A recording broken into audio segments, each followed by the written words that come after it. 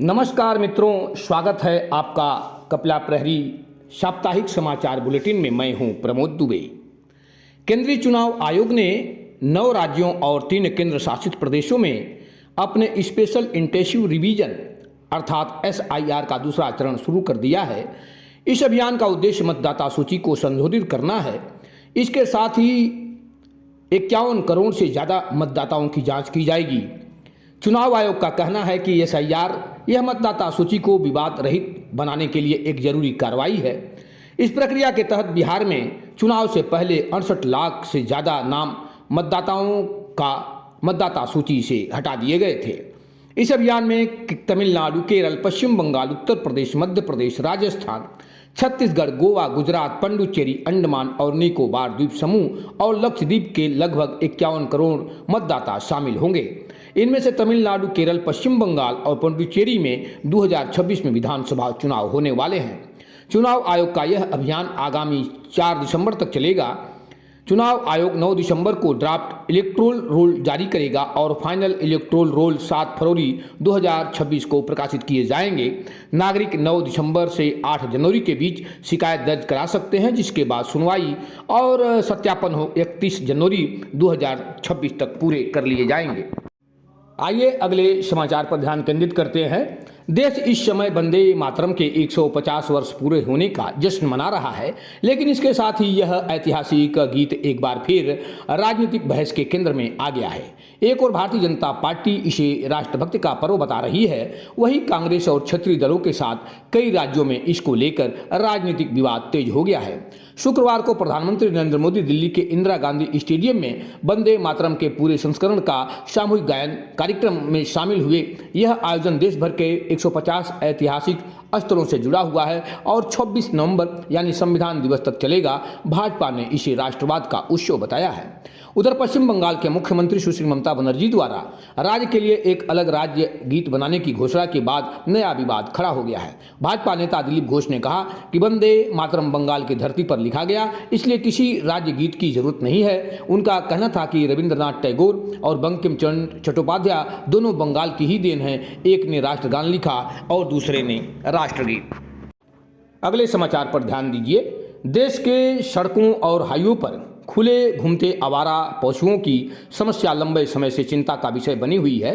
इस मुद्दे पर सुप्रीम कोर्ट ने सख्त रुख अपनाते हुए केंद्र और राज्य सरकारों को तुरंत कार्रवाई करने के निर्देश दिए हैं। अदालत ने साफ कहा कि राष्ट्रीय राजमार्गों और सड़कों से आवारा मवेशियों को हटाकर उन्हें सुरक्षित आश्रय गृहों में रखा जाए, ताकि सड़क दुर्घटनाओं और सार्वजनिक परेशानी को रोका जा सके।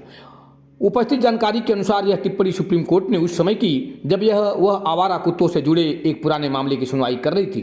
न्यायालय ने कहा कि सिर्फ कुत्ते ही नहीं बल्कि अन्य आवारा पशुओं को भी शैक्षणिक संस्थानों, अस्पतालों, रेलवे स्टेशनों, बस अड्डों और खेल परिसरों से हटाया जाना चाहिए। अदालत ने इस पूरी प्रक्रिया को पूरा करने के लिए राज्यों को 8 हफ्तों का समय दिया है। अगले समाचार पर ध्यान दीजिए।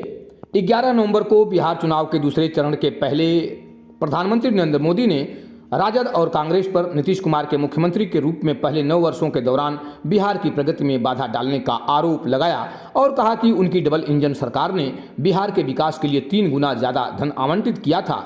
प्रधानमंत्री ने एक जनसभा में कहा कि नीतीश कुमार के मुख्यमंत्री के रूप में पहले 9 वर्षों के दौरान केंद्र में राजद कांग्रेस की सरकार थी। उन्होंने लगातार बिहार के विकास में बाधा डाली। उन्होंने नीतीश कुमार को काम करने नहीं दिया। 2014 में जब मुझे सेवा का अवसर मिला तो बिहार में डबल इंजन की सरकार बनी। हमने बिहार के विकास के लिए 3 गुना ज़्यादा धन आवंटित किया।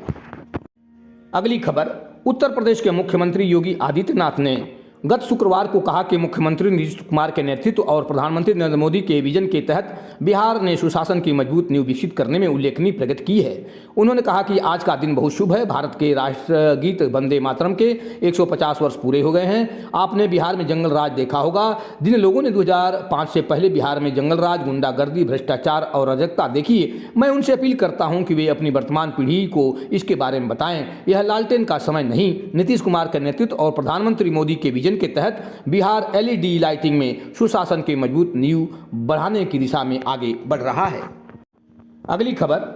जम्मू, कटरा और उधमपुर आने जाने वाले यात्रियों को प्रभावित करने वाले एक बड़े अपडेट में उत्तर रेलवे ने अगस्त 2025 की विनाशकारी बाढ़ के चल रहे मरम्मत और बहाली कार्यों के कारण ट्रेन सेवाओं के विस्तारित व्यवधान की घोषणा की है। जम्मू के वरिष्ठ मंडल वाणिज्य प्रबंधक उचित सिंघल के अनुसार मार्च अप्रैल 2026 तक 22 ट्रेनें रद्द रहेंगी, जबकि इस अवधि के दौरान 16 अन्य ट्रेनों को 60 टर्मिनेट या 60 ओरिजिनेट किया जाएगा। अगली खबर पर ध्यान दीजिए। समाजवादी पार्टी के वरिष्ठ नेता आजम खान ने गत शुक्रवार को पार्टी अध्यक्ष अखिलेश यादव के साथ अपने रिश्ते को राजनीति से परे बताते हुए इसे आधी सदी से भी ज़्यादा पुराना पारिवारिक संबंध बताया। खान ने लखनऊ स्थित अखिलेश यादव के आवास पर उनसे मुलाकात के बाद पत्रकारों से कहा कि इस घर से मेरा रिश्ता आधी सदी यानी 50 साल पुराना है। इसे कमज़ोर होने में वर्षों लगेंगे और टूटने में सदियों। मेरे पास भले ही सदियां न बची हों, लेकिन यह रिश्ता अगली पीढ़ी के साथ भी बना रहेगा। उन्होंने कहा, यह एक ऐसा रिश्ता है जो एक पीढ़ी से दूसरी पीढ़ी तक जाता है। अगर कभी इस पर थोड़ी सी भी जंग लग जाती तो मैं इसे खुद साफ कर देता हूँ, किसी और की ज़रूरत नहीं होती है। अगली खबर, भारतीय जनता पार्टी नेता अभिनेता मिथुन चक्रवर्ती ने गत शुक्रवार को कहा कि भाजपा ही एकमात्र ऐसी पार्टी है जो शासन दे सकती है और इसलिए उसे बिहार विधानसभा चुनाव में भी सत्ता में आना चाहिए। भाजपा नेता ने पत्रकारों से कहा कि जिस तरह से मतदान हुआ है, भाजपा बहुमत से जीतेगी। भाजपा को बिहार में भी सत्ता में आना चाहिए, क्योंकि यही एकमात्र पार्टी है जो सुशासन दे सकती है। मतदाता धोखाधड़ी के आरोप पर उन्होंने कहा कि हम इस राज्य में किसी के खिलाफ नहीं हैं। वे अफवाहों फैलाकर और लोगों को डरा धमकाकर कुछ करना चाहते हैं। हम पहले ही कह चुके हैं कि हिंदू जहाँ भी आएँ, हम उन्हें उचित नागरिकता और मत का अधिकार प्राप्त करेंगे और भारतीय मुसलमान भी अपने मतदान के अधिकार का उपयोग कर सकते हैं। तो समस्या कहाँ है? अगली खबर, लोकसभा में विपक्ष के नेता और कांग्रेस सांसद राहुल गांधी ने एक बार फिर से वोट चोरी के आरोप लगाए हैं। राहुल गांधी ने कहा कि पिछले साल हरियाणा में हुए विधानसभा चुनाव में डाले हुए हर 8 में से 1 वोट फर्जी था। उन्होंने दावा किया कि हरियाणा में 1,24,000 से अधिक फर्जी तस्वीरों वाले वोटर हैं। राहुल गांधी ने दावा किया कि हरियाणा में एक ही घर में 501 वोटर दर्ज हैं और वो घर भी सिर्फ कागजों पर है। राहुल गांधी ने आरोप लगाया कि हरियाणा विधानसभा चुनाव के दौरान डाले गए लाखों वोट चोरी के थे। केंद्रीय मंत्री किरेन रिजिजू ने कहा कि राहुल गांधी अपनी नाकामी को छिपाने के लिए झूठे दावे कर रहे हैं। हरियाणा के मुख्यमंत्री नायब सिंह सैनी ने भी कांग्रेस के दावों को खारिज किया। चुनाव आयोग ने कहा कि कांग्रेस को डुप्लीकेट मतदाताओं को हटाने के लिए शिकायत दर्ज करवानी चाहिए।